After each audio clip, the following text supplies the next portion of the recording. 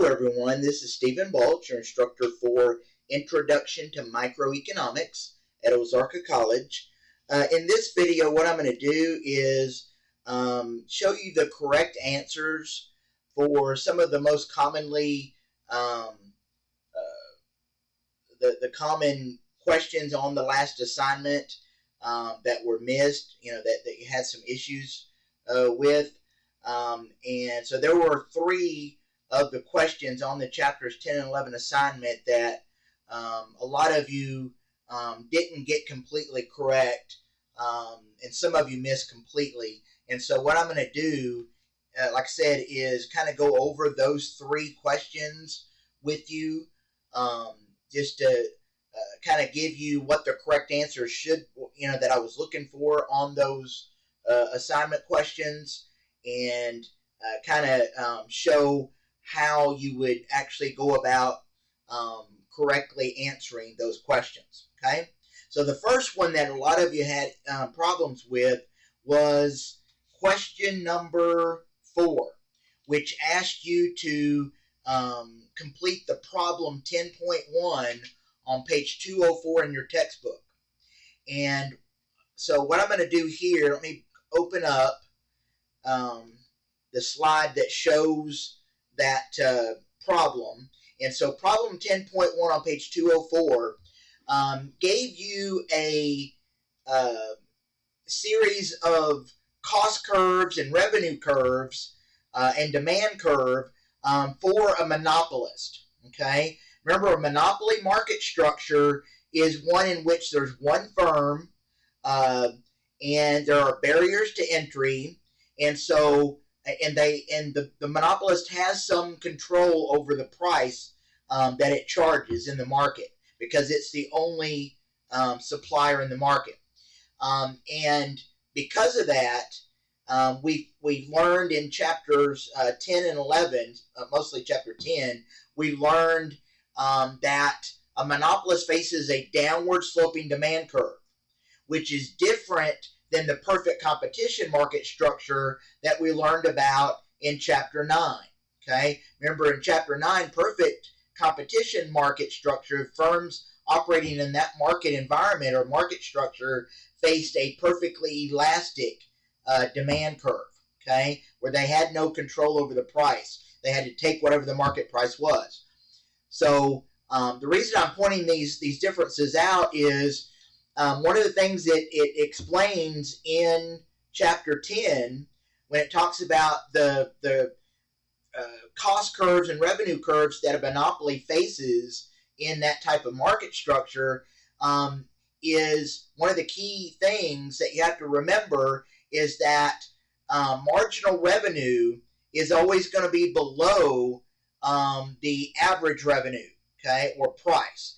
So for a monopolist, average revenue equals price, but since they face a downward sloping demand curve, the marginal revenue curve is always going to be completely below the demand curve or the average revenue curve. All right, and because of that, you have to kind of look at where marginal revenue equals marginal cost a little bit differently with the monopolist than you did with a perfect competition market structure. So let's start with part A, where it asked you, at what output rate does the monopolist operate given this exhibit 10.12 series of cost curves and demand curves shown in the exhibit. And so what we would need to do, considering this is a monopoly market structure where we face a downward sloping demand curve, we have to first look at where the point where marginal revenue equals marginal cost. Remember, that is where we can find the profit maximization point for, or loss minimization point for, a monopolist. So in this case, we would look right here where marginal revenue, this is the marginal revenue curve right here, and then the marginal cost curve is this upward sloping curve right here, that red curve. All right, so where those two intersect is the first thing you have to look at, but since that's not, that point for a monopolist is not on the demand curve. So what you have to do is draw a straight line up from there to the demand curve, and then that is where you will find the profit maximization price and quantity. So what some of you did is you forgot that second step. You just looked at where marginal revenue equals marginal cost, and you answered that question with that point instead of drawing the straight line from there up to the demand curve. Remember, whatever price we charge, whether we're a monopolist or any other market structure, it has to be somewhere on the demand curve. And so, again, for a monopolist market structure or any firm that has some control over price, you have to first look at where marginal revenue equals marginal cost, and since that point's not on the demand curve, you just draw a straight line from there up to the demand curve. So in this case, the correct answer would be 100 units of output at a price of $10 each, which is this point right here, okay? That point right there. So $10 price, 100 units would be our profit maximization point where the monopolist would operate in order to maximize profit, okay? Now, Part B asked, in equilibrium, approximately what is the firm's total cost and total revenue? So, what we would do again is find where marginal revenue equals marginal cost, and then draw a straight line up to get the total cost. We would draw that straight line up from where marginal revenue equals marginal cost up to the average total cost curve, which is this kind of orange curve right here that starts off going down and then increases. So we would draw a straight line up from this equilibrium point up to the average total cost curve, and it's basically right in between $7 and $8. Okay, so approximately it would be $7.50 of cost per unit multiplied by the 100 units, which would give you a value of about $750. So, and it wouldn't be exact because we don't really have that exact point on the average total cost curve. We just have to kind of look at it, kind of eyeball it, and say that it's about in between $7 and $8. So that would be about $7.50 price is what it's costing us to produce on average, multiplied by the 100 units at the equilibrium point, which would be a value of total cost of $750. All right, then total revenue is the other part it's asking about, and total revenue is very simple. It's just that $100 units at the equilibrium point up here on the demand curve multiplied by the $10 price that we looked at in Part A, which is basically $1,000. So just 100 units times $10 per unit is $1,000 in total revenue. All right, so again, the total cost would be $750, total revenue $1,000, and then in Part C, it's asking us what is the firm's economic profit or loss in equilibrium. Well, we've already calculated everything we need in the previous two parts to calculate the economic profit. It would simply be the total revenue that we got, $1,000, minus the total cost, which was $750, which gives us a value of economic profit of $250. Okay, so that's how we should calculate parts A through C for problem 10.1. And a lot of you were able to figure that out, but some of you again forgot the second part of the finding the equilibrium point. You found where marginal revenue equals marginal cost, but you didn't draw the straight line up from there to the demand curve, which is that second part's very important. You have to make sure that obviously the firm's going to have to operate somewhere along that demand curve, okay, not on the marginal revenue curve.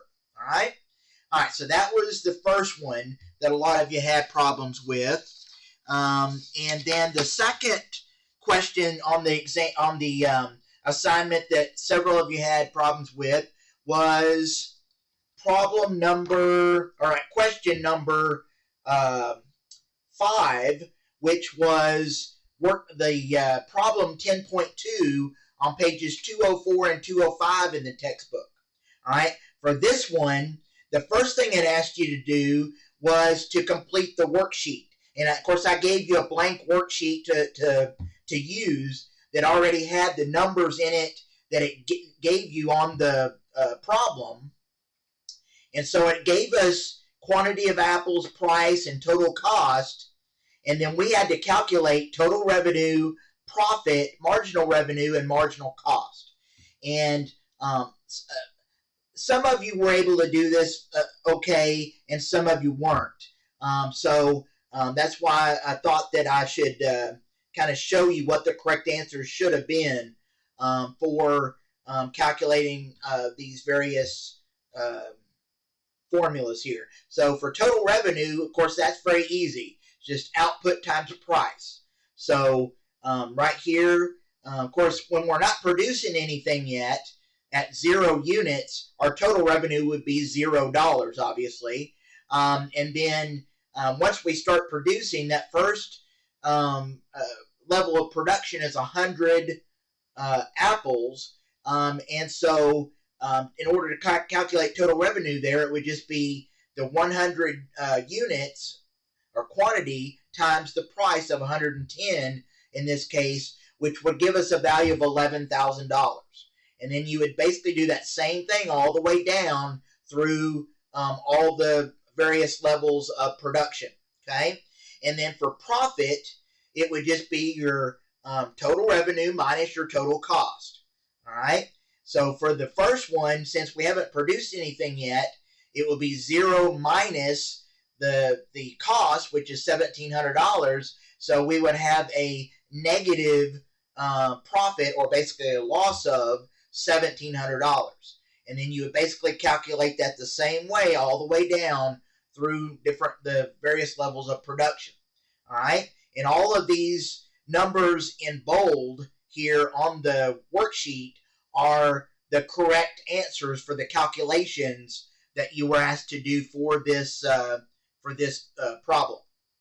All right, and then it wanted you to calculate marginal revenue. Now, one of the things I noticed after I graded the assignments is that I forgot to include, when I gave you the formulas down here at the bottom of the worksheet, I forgot to include the lower portion of the formula, the denominator part of the formula for marginal revenue and marginal cost. It was correct on the demonstration worksheet or the example worksheet that I gave you, but it was not correct on the blank worksheet that I gave you for the assignment. So what I did on this one, on this question on the assignment, was that if you attempted the question and simply didn't answer the marginal revenue and marginal cost correctly because I gave you the wrong formula, then I didn't count off for that. I gave you full credit since it was my error. But those of you that were able to figure it out anyway and could actually see that that was the incorrect formula, that it was missing the lower portion of the formula, then I gave you some bonus points for getting that correct despite my error on the worksheet, okay? So, but what I thought I'd do in this video is at least show you what the correct answer should have been for marginal revenue and marginal cost. Now, one thing that I noticed on some of your assignments was some of you tried to calculate marginal revenue and marginal cost at 0 units. All right, obviously, since marginal values are looking at changes in totals, total values, we cannot calculate marginal revenue and marginal cost until we actually are producing. So at 0 units on that first row of the worksheet, you just want to basically put a hyphen there because we cannot calculate marginal revenue and marginal cost if we haven't produced anything yet. Okay? Now, at the quantity of 100 apples of production there, marginal revenue would just be the change in total revenue, which in this case would be the $11,000 total revenue minus what it was with 0 units, which was $0 dollars of total revenue. So it would be 11,000 minus 0, which would give you a value of 11,000, and then you divide all that by the change in quantity. In this case, the change in quantity is going from 0 to 100. So it would be basically 100 units, what it is now, minus what it was before. So it would be 100. So basically, you would take $11,000 divided by 100 units, which would give you a value, marginal revenue value of $110 per unit. Okay? And so the marginal revenue there is $110 at a quantity of 100 apples there of production. And then basically you would calculate the rest of the marginal revenue values for the remaining quantities basically the same way. Again, it's just the change in total revenue over the change in output. All right. Now, to calculate marginal cost, it's very similar, except you're looking at the cost values instead of instead of revenue. So basically, it'd be the same basic thing, except you're looking at the change in total cost divided by the change in output. Okay. So for this first one here at 100 units of apples, it would be the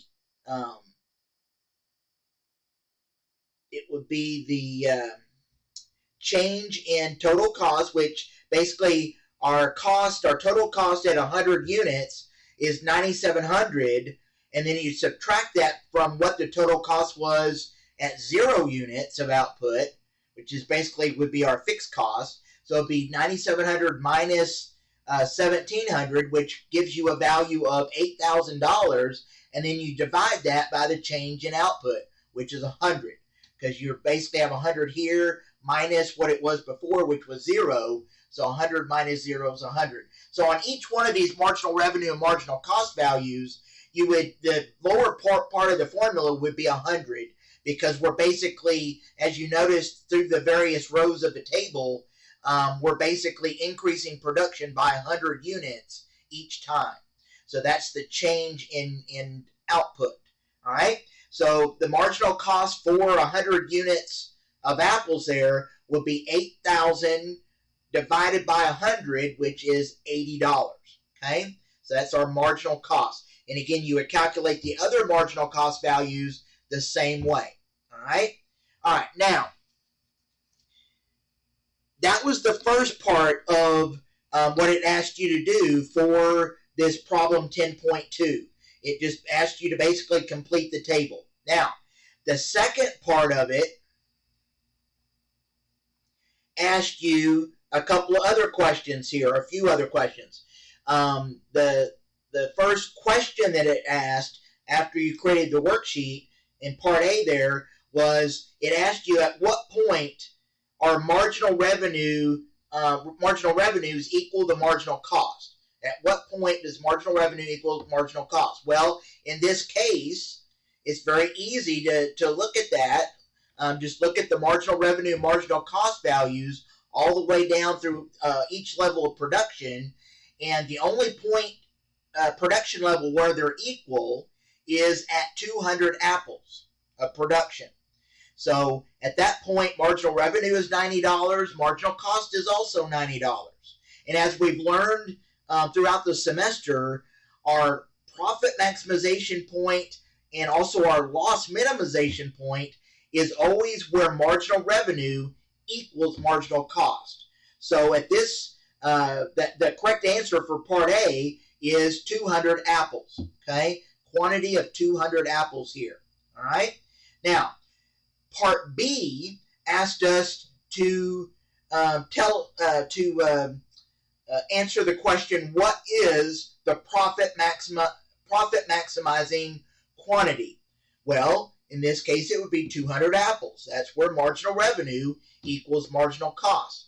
And remember, the golden rule of profit maximization is you're going to produce at the point where marginal revenue equals marginal cost. And in this case, looking at this table that we completed, it will be at a output level of 200 apples. Okay. Now, part C asked us, what is the profit maximizing price? Okay. So all we would have to do here is look at a quantity of apples of 200 units produced.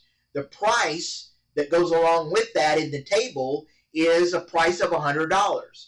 So the answer to part C is the profit maximizing price is $100 per unit. Okay, so those are the correct answers for the problem 10.2 on the assignment. Now, another problem that several of you had issues with completing was problem 11.1 on page 229 in the textbook. On this particular problem, it asked you to complete the worksheet, and I gave you a worksheet to use for that assignment, and it gave us the output price, gave us the fixed cost for this particular firm. It gave us the variable cost, and then we had to calculate total cost, total revenue, and profit loss. Okay, so the first part of the this problem was just it asked you to complete the table or complete the worksheet here. So for total cost, you would just take your fixed cost plus your variable cost. So for 0 units of output, it would be $300 fixed cost plus 0 variable cost, since we haven't produced anything yet. So you would get a value of $300 total cost for 0 units of output. For 1 unit of output, it will be $300 fixed cost plus $150 variable cost, which would be $450 total cost. And you would basically calculate that the same way all the way down. It's just very simply your fixed cost plus your variable cost to get total cost. All right. The next thing it wanted us to calculate was total revenue. So for this, it's very simple. It's just your output times your price. So for 0 units of output, total revenue would be 0, because you would take 0 output multiplied by the price, so it would be 0 times $300, which would give you a value of 0 for total revenue.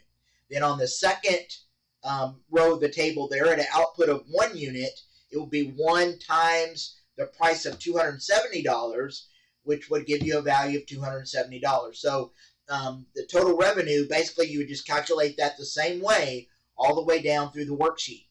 And then the last thing it asked us to do was the profit loss. So now that we've calculated total revenue and total cost, very simple, to calculate profit or loss, you just take your total revenue minus your total cost. So for the first row of the table where we're not producing yet, we're producing 0 output, it would be total revenue would be 0, obviously right here that we already calculated, minus your total cost of $300. So we would have a loss of $300, and that should make sense to you because that's what our fixed cost is. So remember, when you're producing no output in the short term or short run, your loss is equal to your fixed cost because you don't have any variable cost because you're not producing. Okay, and then at the output rate of 1, that our profit loss would be the $270 total revenue that we calculated previously minus our total cost at an output rate of 1, which would be $450. So 270 minus 450 is minus 180. Okay, and you would basically calculate the profit loss the same way all the way down. Now you'll notice something in the profit loss column here is that we're losing money. We have a loss at all rates of production. So we're not going to be able to make a profit in the short run given the data that we have for this particular firm. Okay, that it gave us. We're basically going to have a loss at all rates of output. What we're going to need to determine here, one of the questions it's going to ask us is, okay, at what rate of output should we produce to minimize our loss? Okay, so let's go ahead and answer now the last 3 parts of this question now that we've got the worksheet completed. Part B of this question asked, what is the highest profit or lowest loss available to this firm? So very simply, you would look at all the profit loss calculations that we just made, and the lowest loss is at an output rate of 2, and the profit loss there is is a loss of $90. So minus $90 profit, or another way of saying it is a loss of $90. Okay, so the lowest loss for this firm, which is what it's asking us in Part B, the answer is minus $90. Okay, that is the lowest loss that we have. Okay, all right. Part C asked us, should this firm operate or shut down in the short run, and why? Okay, well, in this case, this firm should continue to produce at a level of 2 units. All right, because that is our lowest loss. Okay, we're going to minimize our losses in the short run by producing at a rate of 2 units of output. All right, now what we need to do there is compare that loss of $90 with what our loss would be if we produced nothing in the short run. In other words, if we shut down in the short run and stop our production, what would our loss be then? Well, in this case, our fixed cost is $300. Remember, our fixed cost, we have to pay that no matter how much we produce. Whether we're producing 0 units or 1,000,000 units, our fixed cost is going to remain the same through all levels of production. All right? So in this case, our loss, if we produce nothing, is $300, which is a greater loss than producing at a rate of 2 units. Okay? So in this case, we would decide, in order to minimize our losses in the short run, we would produce at a rate of 2 units of output, because that loss of $90 would be lower than our loss if we shut down temporarily in the short run, because at that point our loss would be $300. All right? Now, the last question it asked, Part D, was it asked us, what is happening to marginal revenue and marginal cost as we work our way down through the different levels of production? All right? And what I probably should have done on this worksheet that I gave you was I probably should have included a place for you to calculate marginal revenue and marginal cost. But you could just do that kind of by looking at using the same formulas that we used in the previous problem. But basically, in this case, the correct answer is marginal revenue is decreasing while marginal cost is increasing. Okay? And you could easily see that if you calculated a few of the marginal revenue values and marginal cost values. It would be easy to see that marginal revenue is decreasing while marginal cost is increasing as we produce different levels of production here. Okay? All right. So those are basically the 3 questions that I thought I would cover and give you the correct answers for, that some of you had difficulty with on the assignment. And so that's all I have for you for today. So enjoy the rest of your week, and I will talk to you next time. Thank you.